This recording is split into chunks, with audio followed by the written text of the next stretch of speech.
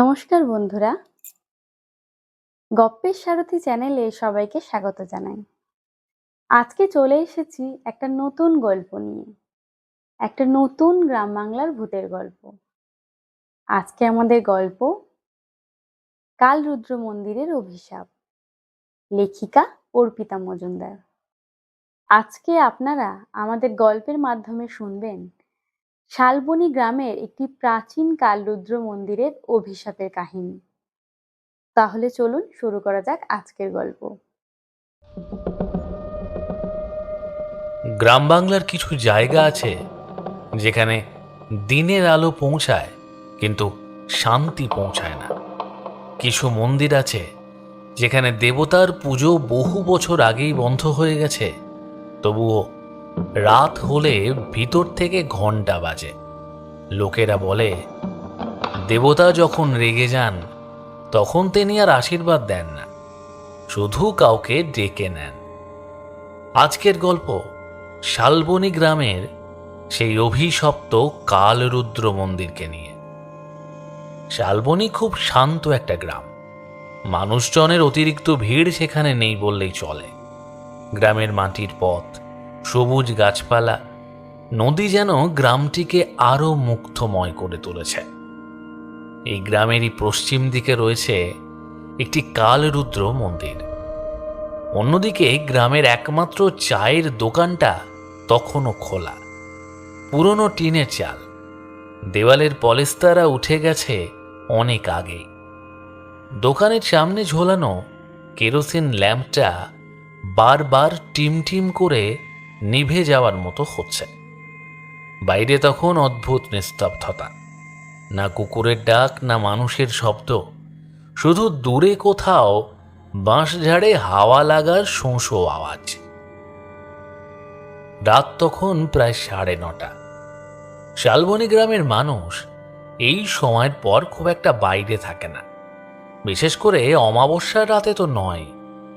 কিন্তু আজ চায়ের দোকানে কয়েকজন জড়ো হয়েছে, কারণ সন্ধ্যার পর থেকেই গ্রামের পশ্চিম দিকে অদ্ভুত কিছু দেখা যাচ্ছে।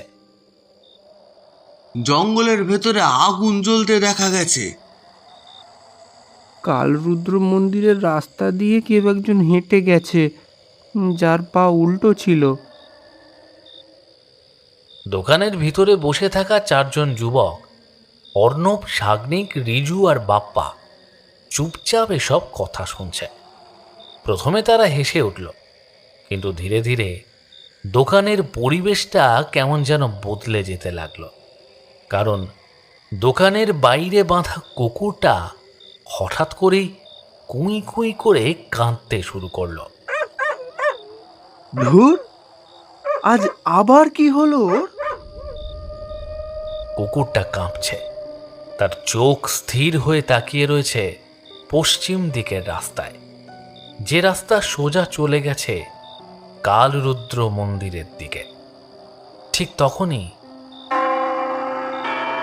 দোকানের ভিতরে বসে থাকা সবাই একসাথে চুপ হয়ে গেল। কারো হাতে ধরা চায়ের কাপ মাঝ আকাশে যেন থেমে গেল। তোরা শুনলি? এটা মন্দিরের ঘন্টা না? অসম্ভব! কারণ শালবনীর সবাই জানে কালরুদ্র মন্দিরের ঘণ্টা বহু বছর আগে খুলে নদীতে ফেলে দেওয়া হয়েছিল। তাহলে ঘণ্টা বাজল কিভাবে? ঠিক তখন দোকানের এক কোণে বসে থাকা বৃদ্ধ মানুষটা ধীরে ধীরে মাথা তুলল। নাম হরিপদ। গ্রামের সবাই তাকে হরিপদ কাকা বলেই ডাকে। তার মুখের চামড়া কুঁচকে গেছে, চোখের নিচে গভীর কালো দাগ। মনে হচ্ছে বহুদিন সে ঠিকমতো ঘুমায়নি। আজ আবারও জেগেছে। কে? হরিপদ কাকা কোনো উত্তর দিল না। সে শুধু বাইরে অন্ধকারের দিকে তাকিয়ে রইল। দোকানের টিনের চাল থেকে কিছু একটা পড়তে শুরু করলো। দোকানদার বিরক্ত হয়ে উপরে তাকালো। আরে, বৃষ্টি তো এখনো শুরুই হয়নি। কথাটা শেষ হওয়ার আগেই তার গলা শুকিয়ে গেল, কারণ মেঝেতে পড়া ফোঁটাগুলো জল নয়, ঘন লাল রঙের রক্ত। এটা কি? দোকানের ভিতর হঠাৎ বরফের মতো ঠান্ডা হয়ে গেল। অর্ণবের নিঃশ্বাস থেকে ধোঁয়া বেরোতে শুরু করলো। গরমের রাত, তবুও চারপাশে জমে যাওয়ার মতো ঠান্ডা। আর ঠিক তখনই দোকানের বাইরে দিয়ে কেউ একজন ধীরে হেঁটে গেল। কে ওখানে? সবাই একসাথে বাইরের দিকে তাকালো, কিন্তু কাউকে দেখা গেল না। শুধু ভেজা কাদার উপর কয়েকটা পায়ের ছাপ। আর সবথেকে ভয়ঙ্কর ব্যাপার হলো, পায়ের ছাপগুলো মানুষের মতো নয়, উল্টো। না না না ভাই, আমি এসবের মধ্যে নেই। ঠিক তখন দোকানের ল্যাম্পটা আচমকা নিভে গেল। চারিদিক অন্ধকার।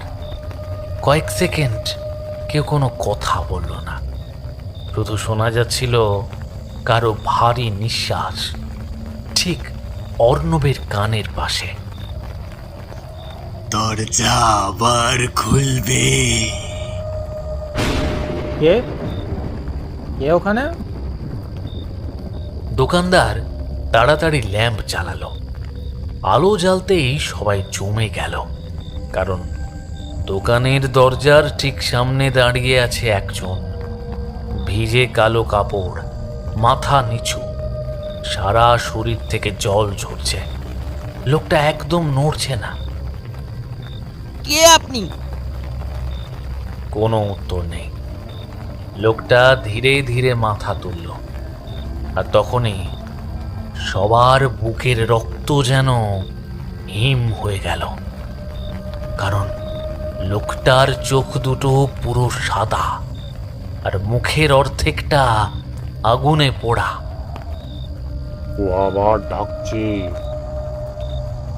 তারপর সে ধীরে ধীরে হাত তুলল, আর কাঁপা আঙুল দিয়ে দেখালো পশ্চিম দিকের জঙ্গলের দিকে, যেদিকে রয়েছে কালরুদ্র মন্দির। এমন সময় দূরে মেঘের গর্জন, আকাশ যেন পুরো মেঘে ছেয়ে গেল। হঠাৎই লোকটা উধাও হয়ে গেল। ইতিমধ্যেই ভারী গলায় হরিপদ কাকা বলতে শুরু করলেন, আজ থেকে প্রায় 40 বছর আগে আমরাও গেছিলাম 4 জন বন্ধু মিলে সেই মন্দিরে। সেদিনও এমন রাত ছিল, গরমের রাত, কিন্তু মন্দিরের কাছে যেতেই চারপাশ ঠান্ডা হয়ে গেছিল, অস্বাভাবিক ঠান্ডা। হরিপদ কাকা কিছুক্ষণ চুপ করে রইলেন। তারপর ধীরে কাঁপা গলায় আবার বলতে শুরু করলেন, সেদিনের রাতটা আমি আজও ভুলতে পারিনি। চোখ বন্ধ করলেই এখনো শুনতে পাই সেই ঘন্টার শব্দ। 40 বছর আগে আমি তখন যুবক। সঙ্গে ছিল আমার 3 বন্ধু, নিতাই, গণেশ আর শম্ভু। 4 জনের মধ্যেই ভয় কম, দুঃসাহস বেশি। সেদিন সন্ধ্যায় গ্রামের হাটে আমরা তখন সবাই মিলে ঘোরাঘুরি করছি। এমনই সময় একজন গ্রামবাসীর মুখে শুনলাম, আমাবস্যার রাতে কালরুদ্র মন্দিরে নাকি আবার আলো জ্বলে উঠেছে। কথাটা শোনা মাত্রই শম্ভু বলে উঠল, আজ রাতে চল না, দেখে আসবো আসলে কি আছে ওখানে। আরে সব ভূত টুত কিছু না, কেউ হয়তো চুরি টুরি করতে আসে, মানুষজন যত বুজরুটি ছড়ায়। হ্যাঁ হ্যাঁ, গেলে চল। কাল সকালে পুরো গ্রামে গল্প তৈরি হবে, আর সত্যতাও যাচাই হয়ে যাবে। কিন্তু গ্রামের লোকেরা তো মানা করে ওদিকে যেতে। কিরে, তুই আবার ভয় পাচ্ছিস নাকি? তখন বুঝিনি কিছু জায়গায় ভয় পাওয়াটাই বেঁচে থাকার একমাত্র রাস্তা। বন্ধুদের পাল্লায় পড়ে যেতে হলো আমাকেও। 4 জন জঙ্গলের যত গভীরে ঢুকছিলাম তত মনে হচ্ছিল জঙ্গলটা যেন আমাদের দিকে তাকিয়ে আছে। জঙ্গলের রাস্তা ধরে আমরা এগিয়ে চলেছি। তখন সন্ধে ঘনিয়ে অন্ধকার নেমে এসেছে চারিদিকে। শুকনো পাতার উপর আমাদের হাঁটার শব্দ যেন নিস্তব্ধতার জড়তা ভেঙে দিচ্ছে। 4 জনের হাতেই হ্যারিকেন লণ্ঠন। প্রথমে সবকিছু স্বাভাবিকই ছিল, কিন্তু যত আমরা মন্দিরের দিকে এগোচ্ছিলাম চারপাশ ততই চুপ হয়ে যাচ্ছিল। ঝিঁঝি পোকার শব্দ ও হাওয়া যেন হঠাৎই বন্ধ হয়ে গেল। এমনকি গাছের পাতাও নড়ছিল না। তোরা খেয়াল করেছিস কি? আমরা এতক্ষণ হাঁটছি, কিন্তু নিজের পায়ের শব্দ ছাড়া আর কিচ্ছু শুনতে পাচ্ছিস? সবাই থেমে গেল। সত্যি, না ঝিঁঝি পোকার ডাক, না বাতাসের শব্দ, কিছুই নেই। ঠিক তখনই খুব কাছে ফিস ফিস করে কেউ বলল, ফিরে যা, ফিরে যা। কে কে বললো? 4 জন একসাথে পিছনে তাকালাম, কিন্তু সেখানে কাউকেই দেখতে পেলাম না। উহ, ভয় পেয়ে গেলাম।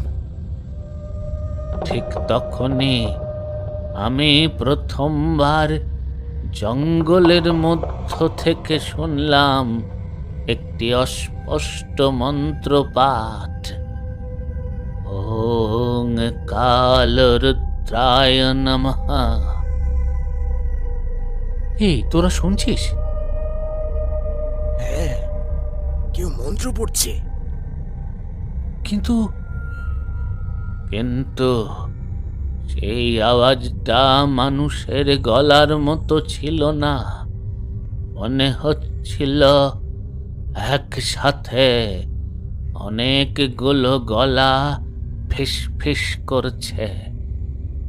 মন্দিরের কাছাকাছি যেতেই বাতাস আচমকা ঠান্ডা হয়ে গেল। 4 জনের নিঃশ্বাস থেকে ধোঁয়া বেরোতে শুরু করলো যেন। গরমের রাত, তবুও চারপাশ বরফের মতো ঠান্ডা। আর সেই মন্দিরের ভাঙা দরজাটা আধ খোলা ছিল।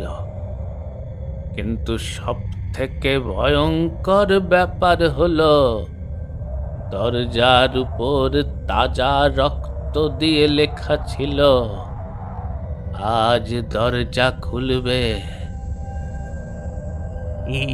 এটা কে লিখলো? ভয় দেখানোর চেষ্টা। না রে, এই রক্ত এখনো শুকোয়নি। ঘন্টা বাজতে দরজাটা নিজে থেকেই ধীরে খুলতে শুরু করলো।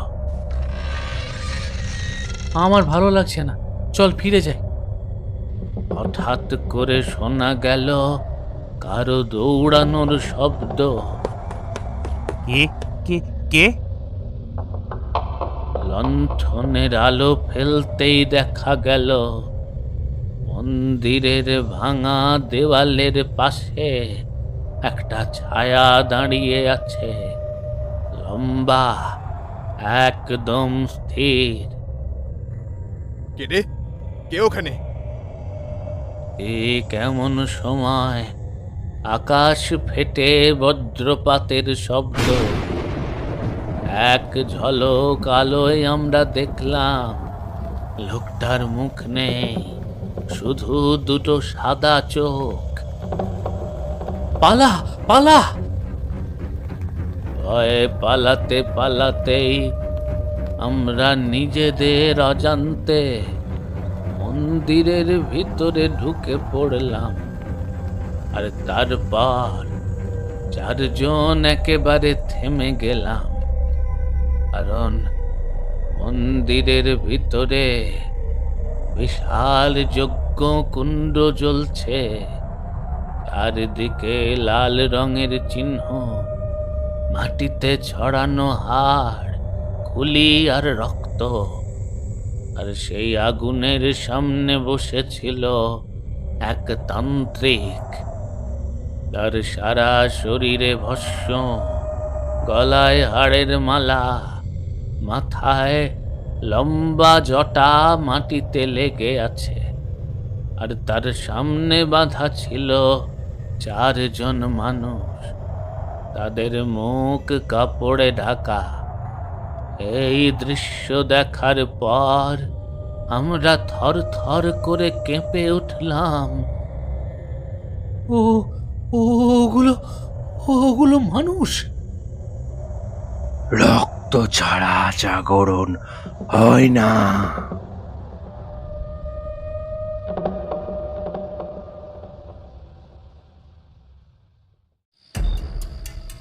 তান্ত্রিকের হাসির শব্দে পুরো মন্দির যেন কেঁপে উঠল। আমাদের মধ্যে শম্ভু ছিল একটু সাহসী। সে বলল, এই থামো! হঠাৎ সব মন্ত্র থেমে যায়, চারিদিক নিস্তব্ধ হয়ে পড়ে। তারপর তান্ত্রিক ধীরে ধীরে মুখ তুলল।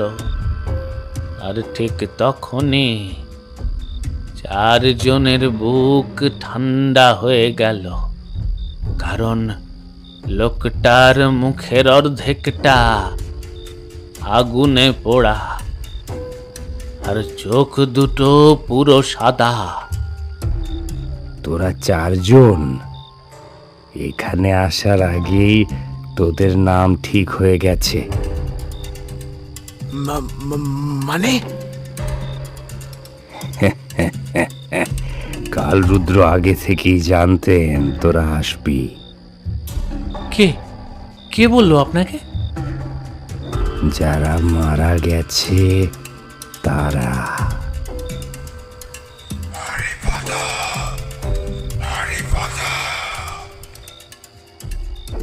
নিজের নাম শুনেই আমার বুক ঠান্ডা হয়ে গেল।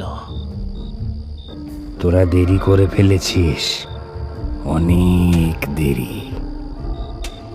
কে কে কে কে তুমি? আমি ভৈরবাচার্য, কাল রুদ্রের সেবক।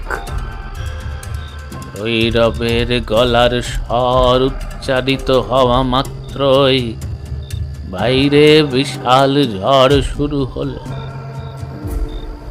আজ অমাবস্যা, আজ দরজা খুলবে, খুলবে দরজা।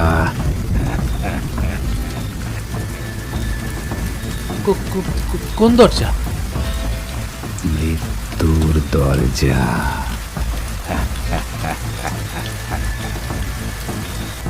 বাইরে তখন প্রবল ঝড়, মন্দিরের ঘন্টা নিজে নিজে বাজতে শুরু করলো। ভৈরব আচার্যের চোখের দিকে তাকিয়েছিলাম আমরা চারজন, কিন্তু সেই চোখে মানুষের কোনো চিহ্ন ছিল না। মনে হচ্ছিল দুটো মৃত চোখ শুধু আমাদের ভেতরটা দেখে নিচ্ছে। মৃত্যুর দরজা মানে কি? এই মন্দির আগে শুধু মন্দির ছিল না, এটা ছিল দ্বার, জীবিত আর মৃতের মাঝের দরজা।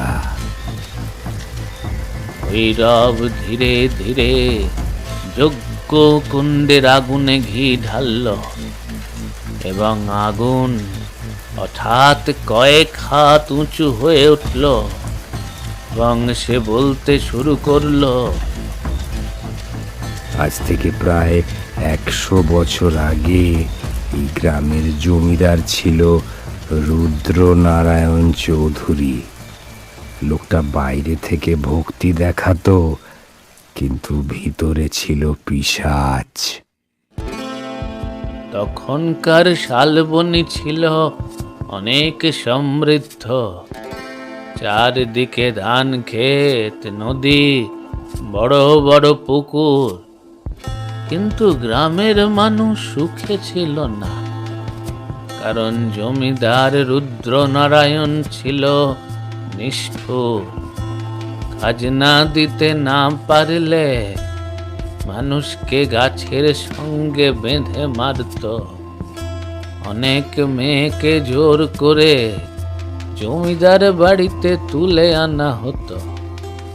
লোকেরা মুখে কিছু বলতো না, কিন্তু ভিতরে ভিতরে সবাই তাকে ঘৃণা করত। একদিন গ্রামের এক বৃদ্ধ পুরোহিত জমিদারকে বলেছিল, অত্যাচার বন্ধ করুন জমিদার বাবু, পাপের ফল একদিন ফেরত আসবেই। আমাকে ভয় দেখাচ্ছিস? এই গ্রামের ভগবান আমি। এই রাতেই পুরোহিতকে মৃত অবস্থায় পাওয়া যায় কাল রুদ্র মন্দিরের সামনে। লোকেরা বলতো পুরোহিত মরার আগে অভিশাপ দিয়েছিল, যে নিজেকে ভগবান ভাবে কাল রুদ্র তাকে নিজের হাতে নেবে। যে নিজেকে ভগবান ভাবে কাল রুদ্র তাকে নিজের হাতে নেবে। পুরোহিতের মৃত্যুর পর থেকেই জমিদার রুদ্রনারায়ণের জীবন বদলে যেতে শুরু করলো। আগে যে মানুষটা সবার সামনে বুক ফুলিয়ে হাঁটত, সে রাত নামলেই দরজা জানলা বন্ধ করে ঘরে লুকিয়ে থাকত। প্রথমে কয়েকদিন শুধু অদ্ভুত শব্দ হতো। গভীর রাতে জমিদার বাড়ির ফাঁকা করিডোরে কেউ একজন খড়ম পড়ে হাঁটত। কে ওখানে? কে হাঁটছে? চাকরেরা ছুটে আসতো, কিন্তু কাউকে পাওয়া যেত না। তারপর এক রাতে, তখন হালকা ঝোড়ো বাতাস বইছে আর হাওয়ায় জানালাগুলো কেঁপে উঠছে। রুদ্রনারায়ণ ঘুম থেকে উঠে দেখল তার ঘরের সব প্রদীপ নিভে গেছে, আর ঠিক তার বিছানার সামনে মাটির উপর লাল রঙে কেউ লিখেছে, পাপের হিসাব শুরু হয়েছে। এসব কি হচ্ছে? একদিন গভীর রাতে রুদ্রনারায়ণ হঠাৎ ঘুম ভেঙে শুনল তার ঘরের বাইরে আবারও কেউ ধীরে ধীরে হাঁটছে। দারোয়ান, কে ওখানে? কোনো উত্তর পাওয়া গেল না, কিন্তু শব্দটা থামলো ঠিক তার দরজার সামনে এসে।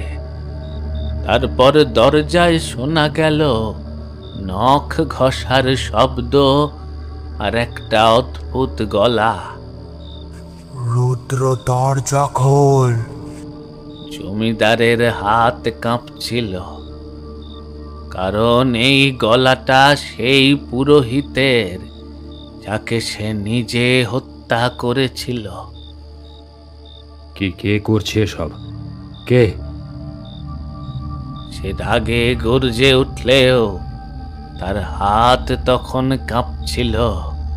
ঠিক তখনই কাল রুদ্র মন্দিরের ঘন্টা।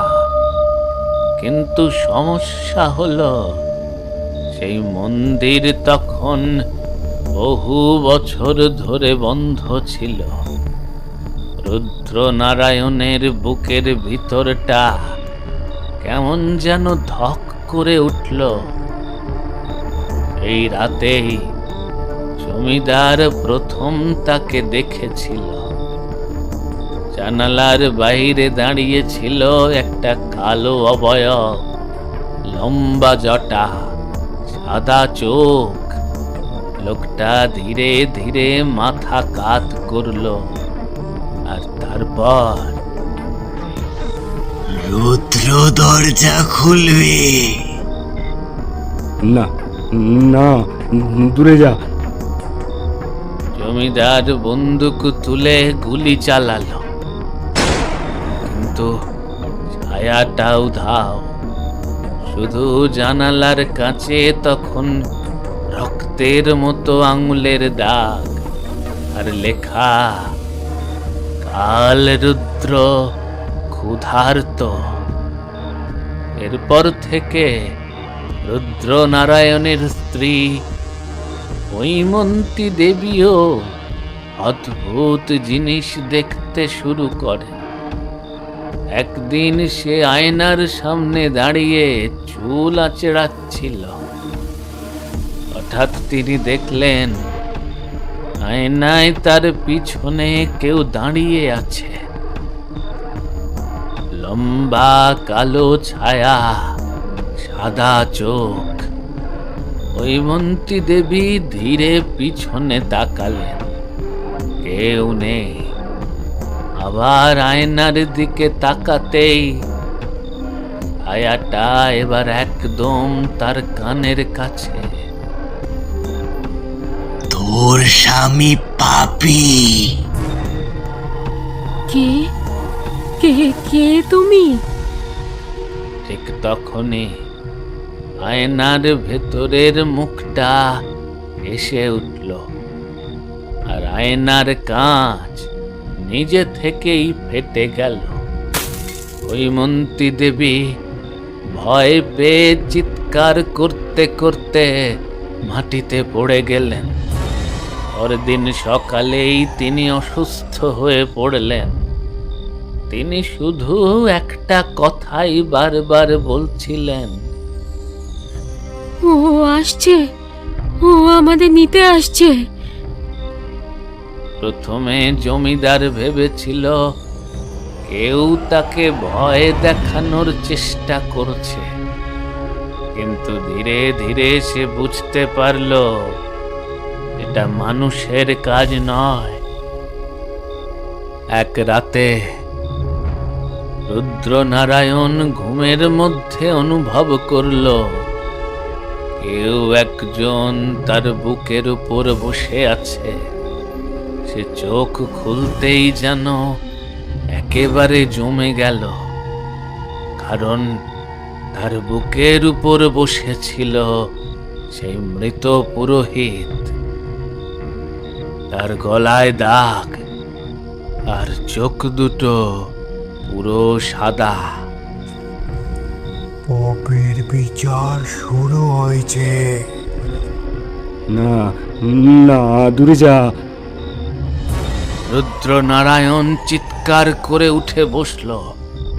ঘর ঘর তখন পুরো খালি, কিন্তু তার বুকের উপর তখনও বরফের মতো ঠান্ডা একটা হাতের দাগ। এই রাতের পর থেকে জমিদার আর একা ঘুমোতে পারত না। পরদিন সকালে জমিদার বাড়ির পরিবেশ বদলে গেল। চাকর বাকরেরা ফিস ফিস করে কথা বলছিল, কারণ আগের রাতে নাকি পুরো বাড়ির করিডোরে ঘন্টার শব্দ শোনা গেছে। আর সবচেয়ে ভয়ঙ্কর ঘটনা ঘটেছিল জমিদারের ব্যক্তিগত মন্দিরে। সেখানে কালরুদ্রের মূর্তির সামনে একটা ছাগলের কাটা মাথা পাওয়া যায়, কিন্তু আশেপাশে এক ফোঁটাও রক্ত ছিল না। জমিদার বাবু, এটা অশুভ লক্ষণ। চুপ, সবাই চুপ করো। রুদ্রনারায়ণের গলার জোর তখনও ছিল, কিন্তু তার চোখের নিচে অদ্ভুত কালো দাগ পড়ে গেছে। 3 দিন ধরে সে ঘুমোয়নি। আর ঠিক তখনই বাড়ির বৃদ্ধ দারোয়ান এসে কাঁপা গলায় বলল, জমিদার বাবু, গ্রামের লোকেরা বলছে আপনার ওপর ওনার ছায়া পড়েছে। কার ছায়া? কালরুদ্রের। এই কথা শোনা মাত্রই রুদ্রনারায়ণের মুখ ফ্যাকাশে হয়ে গেল। বাবু, আমাদের গ্রামে এক সাধু আছে, সবাই তাকে ভৈরব বাবা বলে চেনে। সে অনেক কিছু জানে বাবু, আপনি বললে আমি তাকে নিয়ে আসতে পারি। কিছুক্ষণ ভাবনার পর সে বলল,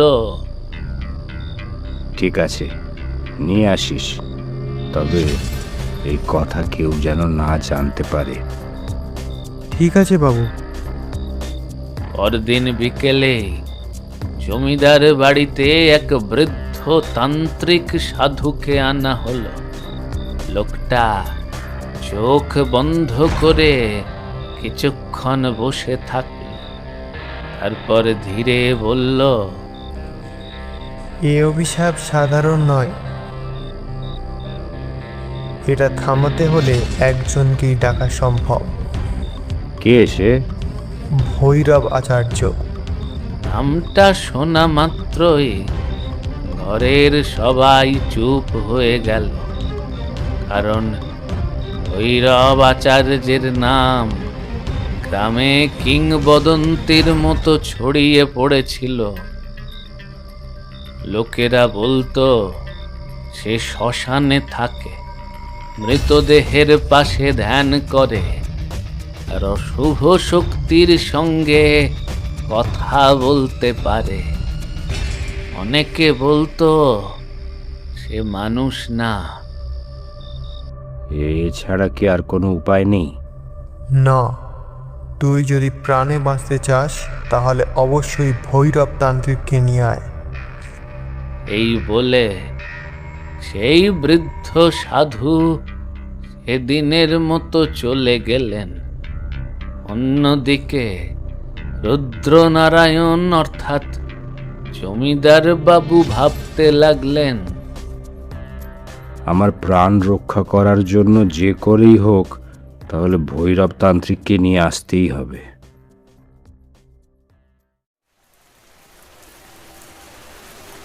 সেদিন ছিল ঝড়ের রাত। সেই রাতেই কয়েকজন লোককে পাঠানো হলো ভৈরব তান্ত্রিককে আনতে। গ্রামের একদম শেষ প্রান্তে নদীর ধারের একটা পুরনো শ্মশান, চারদিকে পোড়া কাঠের গন্ধ, আর মাঝখানে বসে আছে একজন যার সারা শরীরে ভস্ম, গলায় হাড়ের মালা, আর চোখ বন্ধ। তার চারপাশে জ্বলছে মানুষের খুলির ভিতরে থাকা আগুন। লোকগুলো কাছে যেতেই চোখ না খুলেই সে বলল, রুদ্রনারায়ণ, ভয় পেয়েছো? হ্যাঁ, জমিদার বাবু আপনাকে ডেকেছেন। অবশেষে সে বুঝেছে মানুষের ক্ষমতা দিয়ে সব পাপ চাপা দেওয়া যায় না। ভৈরব ধীরে চোখ খুলল, আর সেই চোখ দেখে লোকগুলোর বুক কেঁপে উঠল, কারণ তার চোখের মণি পুরো সাদা। যাকে কাল রুদ্র ডেকে ফেলেছেন তাকে বাঁচানো যায় না, শুধু বিচারটা দেরি করানো যায়। মানুষ ভাবে মৃত্যু শেষ, কিন্তু মৃত্যু আসলে একটা দরজা মাত্র, আর সেই দরজার ওপারে তিনি অপেক্ষা করেন। আর কাল রুদ্রকে জাগানো সহজ নয়। তিনি ঘুমান না অন্ধকারে, তিনি ঘুমান মানুষের পাপের ভিতরে। আজ রাতের পর এই গ্রামের আকাশ বদলে যাবে, নদীর জল কালো হয়ে যাবে, শিশুরা ঘুমের মধ্যে কাঁদবে, আর মৃতরা নাম ধরে ডাকবে। চল তোদের জমিদার বাবুর কাছে। ভৈরব তান্ত্রিক রুদ্রনারায়ণ জমিদারের কাছে গেল। প্রণাম ভৈরব বাবা। ভৈরব বাবাকে দেখে ক্ষণিকের জন্য রুদ্রনারায়ণের বুকটা যেন একটু কেঁপে উঠল। ভৈরব তান্ত্রিক রুদ্রনারায়ণের দিকে তাকিয়ে বলল, দেবতা রেগে গেছেন, তাকে শান্ত করতে হবে, বুঝলি? কত টাকা লাগবে বলুন, আর কি করতে হবে? আমি সব করতে রাজি, সব সব সব করতে রাজি। টাকা নয়, টাকা দিয়ে সব কেনা যায় না রে। এই জন্য লাগবে 4টি প্রাণ আর তাদের রক্ত। ভৈরব তান্ত্রিকের কথা শুনে রুদ্রনারায়ণের শরীরের মধ্য দিয়ে যেন হিম বয়ে গেল। প্রাণ? জমিদার প্রথমে ভয় পেয়ে গেল ভৈরব তান্ত্রিকের কথা শুনে, কিন্তু নিজের মৃত্যু ঠেকাতে জমিদার রাজি হয়ে যায়। আর ঠিক সেই রাতেই 4 জন গরিব মানুষ নিখোঁজ হয়, আর তাদেরকে নিয়ে আসা হয় মন্দিরে। আমাদের ছেড়ে দিন। আমার বাচ্চা আছে, আমাদের ছেড়ে দিন। ওম কাল রুদ্রায় রক্তাং দেহি, ওম কাল রুদ্রায় রক্তাং দেহি, ওম কাল রুদ্রায় রক্তাং দেহি, ওম কাল রুদ্রায় রক্তাং দেহি। তান্ত্রিকের মন্ত্র উচ্চারণের পর ঠিক তখনই মন্দিরের ভিতর কাঁপতে শুরু করলো, এবং সেই 4 জনের নরবলি দিল ভৈরব তান্ত্রিক। দেবতার বিশাল কালো মূর্তির চোখে লাল আগুন জ্বলে উঠল। কি এসব কি হচ্ছে? হঠাৎ মন্দিরের ভিতর থেকে একটা গর্জন ভেসে এলো। লোভী মানুষ, রক্ত দিয়ে মৃত্যু থামানো যায় না। পর মুহূর্তেই যজ্ঞের আগুন নিয়ন্ত্রণের বাইরে চলে যায়। চারিদিক আগুনে ভরে ওঠে। লোকেরা পালাতে শুরু করে।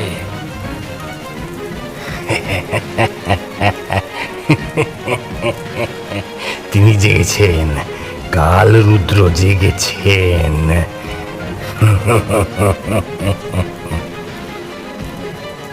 এই রাতে পুরো শালবনি বদলে যায়।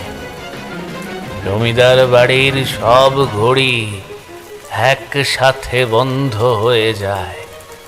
পুকুরের জল কালো হয়ে যায়, গাছের পাখিরা মরতে শুরু করে। আর সেদিন ঠিক মধ্যরাতে জমিদার রুদ্রনারায়ণ নিজের ঘরে শুয়ে আছে অস্বস্তি নিয়ে। সে হঠাৎই দেখল তার বিছানার পাশে দাঁড়িয়ে আছে সেই 4 জন মানুষ যাদের বলি দেওয়া হয়েছিল। না না না না, দূরে যা। না না না না। ভয়ে জমিদার পাগলের মতো দৌড়াতে লাগলো। সে ছুটে গেল কাল রুদ্র মন্দিরে, কিন্তু মন্দিরে ঢুকতেই দরজা নিজে থেকেই বন্ধ হয়ে গেল। বাঁচাও, বাঁচাও, বাঁচাও আমায়, দরজা খোলো, দরজা খোলো।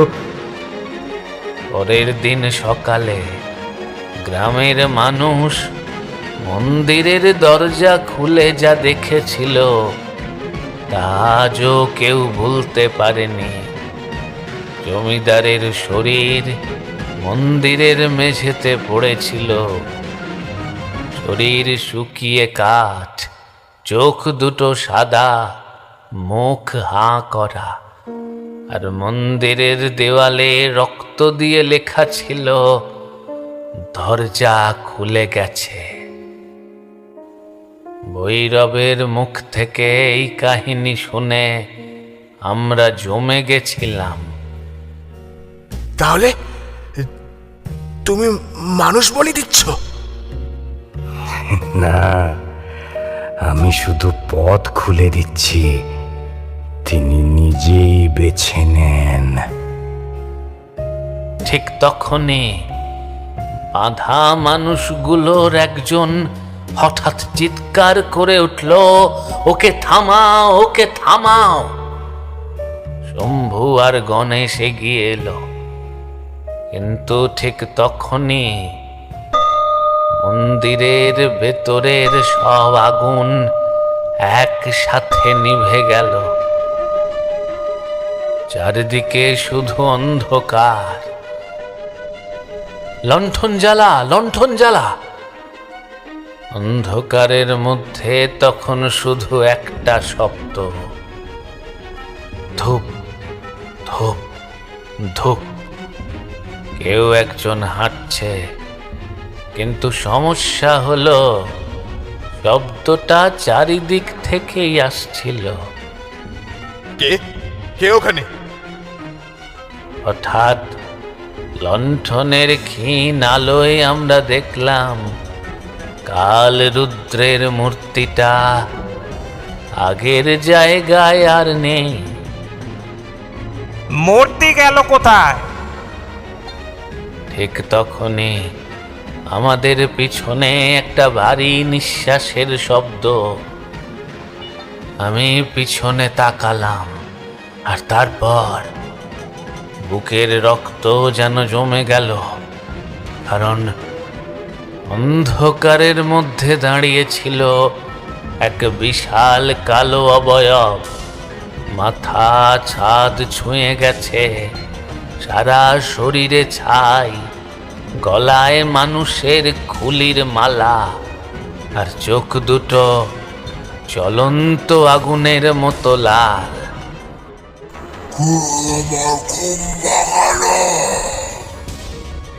শব্দটা শুনেই নিতাই মাটিতে পড়ে গেল। মাগো! ভৈরব তখন মাটিতে মাথা ঠুকছে।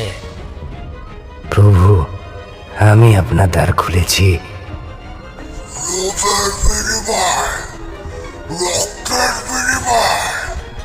তারপর হঠাৎ কালরুদ্র ভৈরবের দিকে তাকালো, আর এক মুহূর্তে ভৈরব আকাশে উঠে গেল।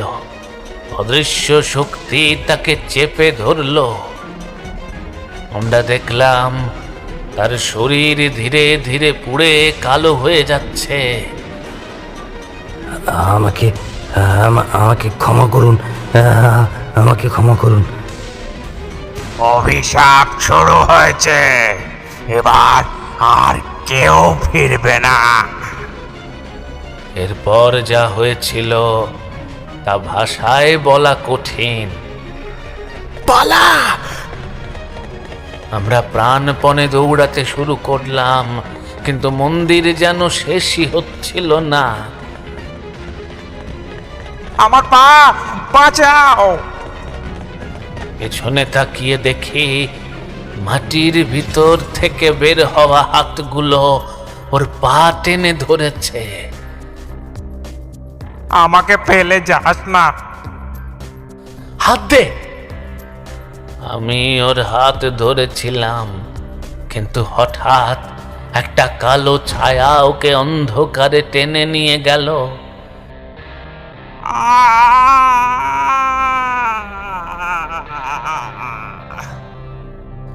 আমরা তিনজন তখন পাগলের মতো দৌড়াচ্ছি। ওটা কি? সামনে দাঁড়িয়ে ছিল নিতাই। দরজা খুলে গেছে। তারপর সে নিজের গলা নিজেই কেটে ফেলল। না! শম্ভু তখন পুরো ভেঙে পড়েছে। এখান থেকে বেরোতে পারবো না আমরা। ঠিক তখনই মন্দিরের বাইরে প্রথম ভোরের আলো দেখা গেল, আর সেই আলো পড়তেই সব কিছু হঠাৎ থেমে গেল। ঝড় থেমে গেল, ঘন্টা থেমে গেল, শুধু দূরে একটা ভয়ঙ্কর গর্জন ভেসে এলো, আবার আসবো। হরিপদ কাকার মুখে পুরো গল্পটি শুনে জমে গেল চায়ের দোকানে বসে থাকা ওরা চারজন। গল্প শেষ হওয়া মাত্রই হরিপদ কাকা চুপ করে গেলেন। চায়ের দোকানে তখন কেউ কথা বলছে না। বাইরে বজ্রপাত, অর্ণবের গলা শুকিয়ে গেছে। তারপর আমি একাই ফিরেছিলাম, শুধু অমাবস্যার রাতে। ঠিক তখনই ঘন্টার শব্দ বেজে উঠল দূরে, ঢং। সবাই চুপ, কারণ ঘন্টার শব্দটা এসেছিল পশ্চিম দিক থেকে, কালরুদ্র মন্দিরের দিক থেকে। কাকা, এখনো ঘন্টা বাজে? হরিপদ কাকা ধীরে ধীরে মাথা তুলল। তার চোখে তখন আতঙ্ক। সবাই একে অপরের দিকে তাকালো। আজ অমাবস্যা। ঠিক তখনই চায়ের দোকানের দরজার বাইরে আবারও কাউকে একজন দাঁড়িয়ে থাকতে দেখা গেল। ভিজে কালো কাপড়, মাথা নিচু। কে ওখানে? লোকটা ধীরে মাথা তুলল এবং সবাই জমে গেল। দরজা আবার খুলবে। ঠিক তখনই দোকানের কেরোসিন ল্যাম্পটা নিজে থেকেই নিভে গেল। চারিদিক অন্ধকার, আর সেই অন্ধকারের মধ্যে সবাই শুনতে পেল, হরিপদ, তুই ফিরেছিলি কেন? অন্ধকার হওয়া মাত্রই সকলে ভয়ে পালালো চায়ের দোকান থেকে। তারপর চায়ের দোকান থেকে হরিপদর ভয়ঙ্কর চিৎকার শোনা গেল। পরদিন সকালে গ্রামের লোকেরা দোকানের ভিতরে শুধু একটাই জিনিস পেয়েছিল। মাটির উপর রক্ত দিয়ে লেখা ছিল, অভিশাপ এখনো শেষ হয়নি। আজকের গল্পটি কেমন লাগলো অবশ্যই কমেন্ট করে জানাবেন। ভালো লেগে থাকলে একটা লাইক করে দেবেন। গপ্পের সারথি চ্যানেলটিকে সাবস্ক্রাইব করতে ভুলবেন না। দেখা হচ্ছে পরবর্তী গল্পে। নমস্কার।